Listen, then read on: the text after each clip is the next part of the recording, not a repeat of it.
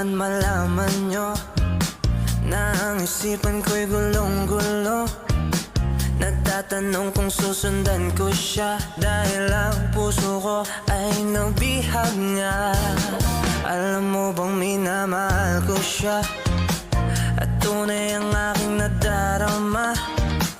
Kahit ako'y nagmumukhang tanga, ay ayos lang basta kasama siya.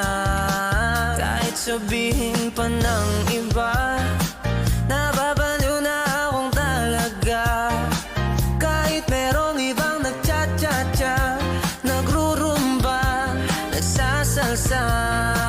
Pwedeng sabihin nyo to sa kanya, ang puso ko'y nahihirapan na. Ano pa bang pwede kong gawin na